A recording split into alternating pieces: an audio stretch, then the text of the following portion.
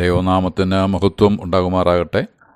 ഇന്ന് വരെ ജീവിപ്പാൻ ദൈവം നൽകിയ ഉപകാരങ്ങളെ ഓർത്ത് സ്തോത്രം ചെയ്യാം. ഞാൻ കുര്യൻ എം ചാക്കോ. അപ്പസ്തോലൻ എന്ന വാക്കിൻ്റെ സുറിയാനിയിലുള്ള പദം ശ്രീഹ എന്നതാണ്. അയക്കപ്പെട്ടവൻ എന്നതാണ് അർത്ഥം. ഒരു അധികാരിക്ക് പകരം അധികാരങ്ങളോടെ അയക്കപ്പെട്ടവൻ, അഥവാ ഒരു രാജാവ് തൻ്റെ അഭാവത്തിൽ തനിക്ക് പകരമായി ഉദ്യോഗസ്ഥന്മാരിൽ നിന്ന് തൻ്റെ അധികാരത്തോടുകൂടി അയക്കുന്ന ഒരുവൻ എന്ന നിലയിലും അർത്ഥം പറയാവുന്നതാണ്.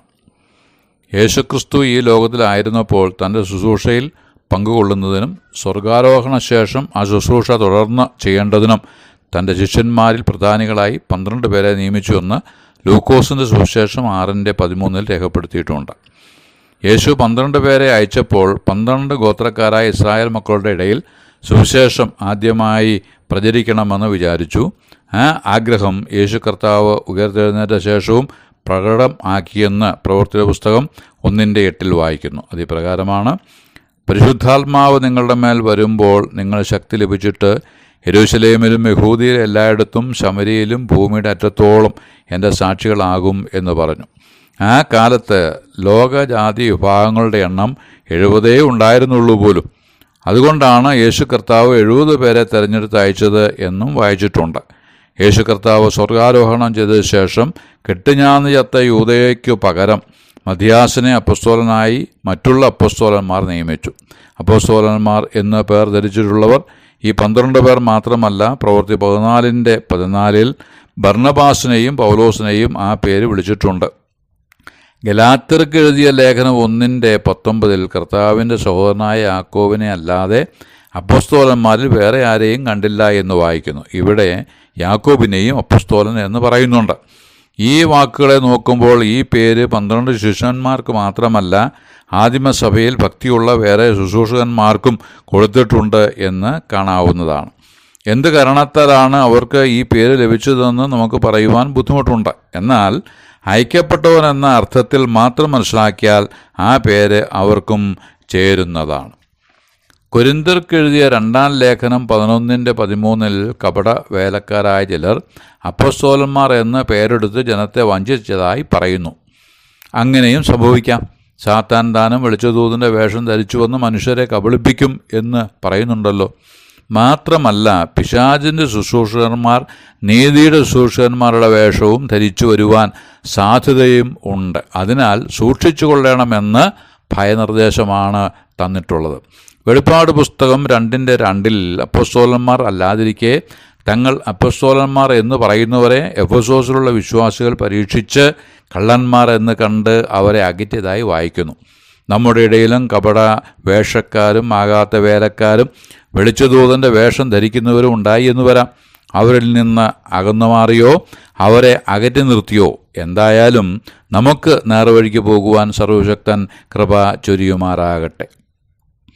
പുതിയ നിയമത്തിലെ 5-ാമത്തെ പുസ്തകമായ അപ്പസ്തോലന്മാരുടെ പ്രവൃത്തികൾ യേശുക്രിസ്തു സ്വർഗാരോഹണം ചെയ്തതു മുതൽ ഏകദേശം AD 61 വരെയുള്ള ദൈവസഭയുടെ ചരിത്രങ്ങളെ പ്രസ്താവിക്കുന്നു. ഇത് എഴുതിയ ആൾ തൻ്റെ പേര് എടുത്തു പറയുന്നില്ല എങ്കിലും പല ഭാഗത്തും ഞങ്ങൾ എന്ന പദം ഉപയോഗിക്കുന്നതുകൊണ്ട് ധനനായിരിക്കുന്ന പൗലോസിനോട് കൂടെ യാത്ര ചെയ്ത ഒരുവനാണ് എന്ന് വരുന്നു.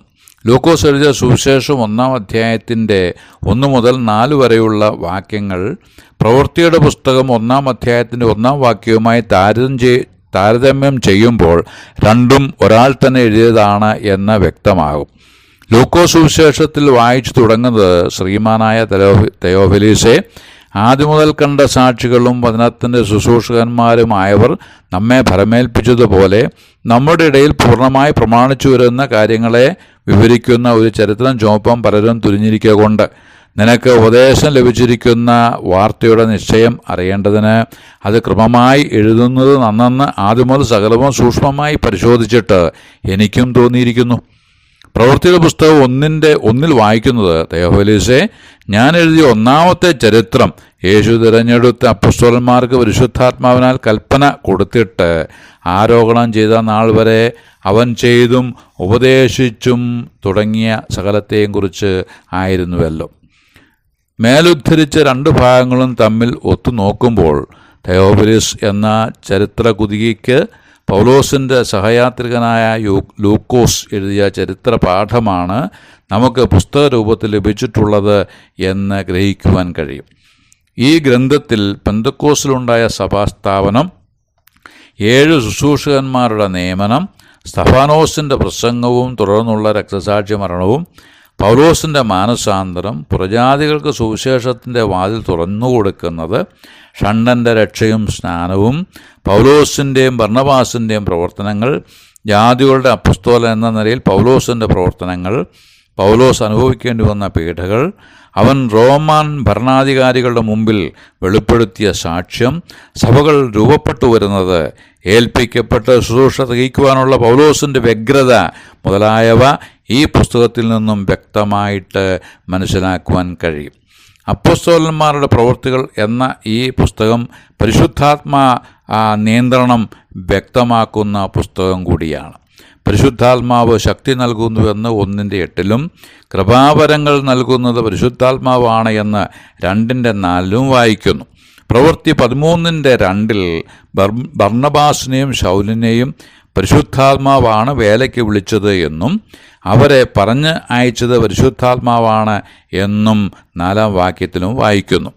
പ്രവൃത്തി 16:6 ആസിയിൽ വചനം പ്രസംഗിക്കരുത് എന്ന് പരിശുദ്ധാത്മാവ് വിലക്കിയതായിട്ടും കാണുന്നു. ഈ നിലയിൽ പരിശുദ്ധാത്മാവിൻ്റെ പ്രവൃത്തികൾ വെളിപ്പെട്ട് കാണുന്ന പുസ്തകം ആയതിനാൽ പരിശുദ്ധാത്മാ പ്രവൃത്തികൾ എന്ന് ഈ പുസ്തകത്തിന് പേര് കൊടുക്കാവുന്നതുമാണ്. പരിശുദ്ധാത്മാവ് കേവല ശക്തി മാത്രമല്ല, ശക്തിയുള്ള വ്യക്തിയാണ് എന്ന് ഈ പുസ്തകം നമ്മെ പഠിപ്പിക്കുന്നുണ്ട്. കർത്താവ് അനുവദിച്ചാൽ ആ വിഷയത്തിൻ്റെ കൂടുതൽ വിവരങ്ങൾ അടുത്ത പാഠത്തിൽ ചിന്തിക്കാമെന്ന് ആഗ്രഹിച്ച് വാക്കുകൾക്ക് പൂർണ്ണവിരാമം കുറിക്കുന്നു. ദൈവനാമം മഹത്വപ്പെടുമാറാകട്ടെ.